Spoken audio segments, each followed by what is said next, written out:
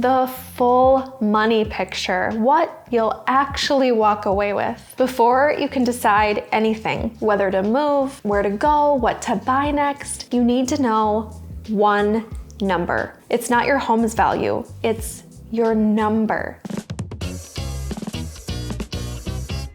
What will you actually have in your pocket the day you close? After paying off whatever is left on the mortgage, after agent commissions, after closing costs, after the cost of repairing the home, most people have never sat down and run the math. They have a rough idea of what their home might be worth, but they've never seen a line-by-line item breakdown of what they'd actually walk away with. That is what we're going to do right now. I am going to walk through a real example based on a composite of deals I've done in the Twin Cities suburbs. I'm going to show you exactly how to get your net number.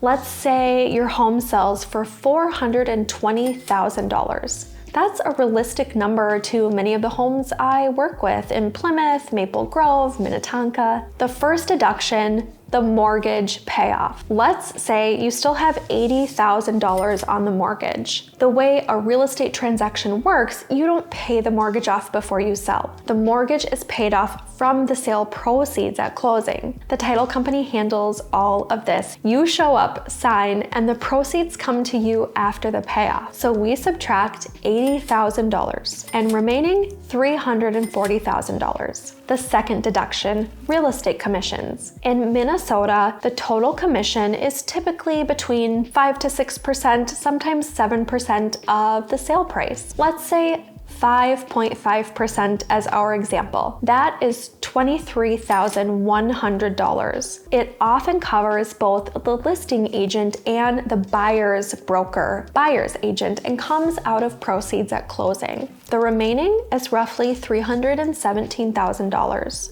The third deduction, the seller closing costs. In Minnesota, sellers typically pay the insurance, the deed transfer tax, and the property tax proration, and sometimes some title search fees. This usually runs 1 to 2% of the sale price, let's say $7,000. The remaining is approximately $310,000. And the fourth, any prepaid costs. Maybe there was some home prep and repairs that you chose to do. Let's say we did fresh paint and clean the carpets. Call it $4,000. Your net proceeds? Approximately $306,000.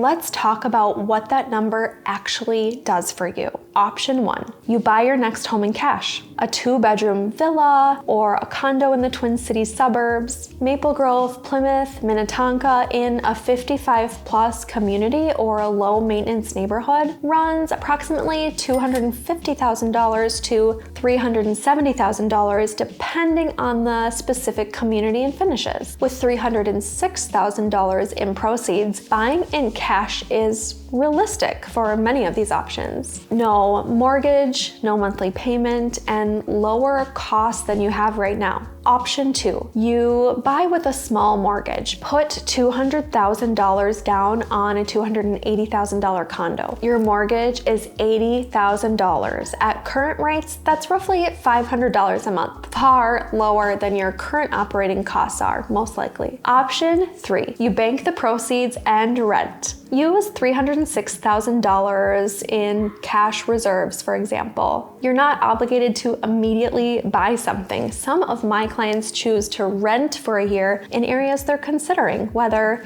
that's a 55+ community in the suburbs or a warmer climate, before committing. Option 4, this money goes into a retirement investment account, a travel fund into your grandchildren's future. It stops being equity locked in a house that costs you money every month, and it becomes liquid capital that serves your life. That's the real number.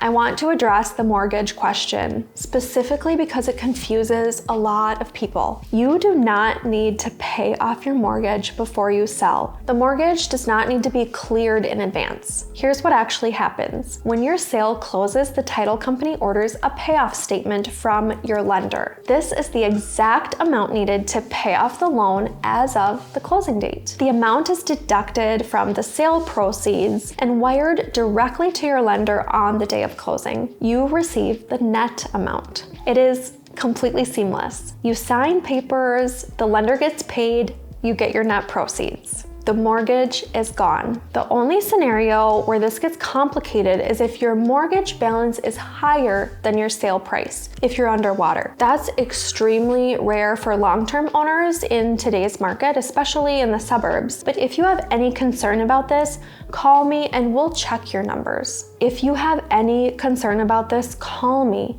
and we'll check your numbers. Another big question is, can you still get a mortgage in retirement? The short answer is yes. Lenders cannot discriminate based on age. What they look at is income and assets. If you're retired and receiving Social Security, pension, or distributions from retirement accounts, those count as income for mortgage qualification. If you have substantial assets in investment accounts, some lenders will use an asset depletion calculation that generates an implied income from those assets. The reality for most of my senior clients is that buying in cash is either possible or preferred, and many actively choose not to carry a mortgage in retirement. But if you want or need financing, it is absolutely available to you. The money picture is usually more encouraging than people expect. The equity you've built over 30 years is real. It's substantial and it's sitting inside a structure that is costing you money every month. The question is, do you want that equity to continue to sit there, or do you want it to work for you? I offer a free equity analysis specific to your home, your mortgage balance, and the current market that gives you a real net number, not a range, your number. The link is in the description. And next week, we're going to shift gears. After several episodes of financial information, I want to talk about something that doesn't get discussed enough: the grief of leaving a home that you've lived in for 30 years. I think it's the most important episode in this series, and I'm going to give it the respect it deserves. See you then.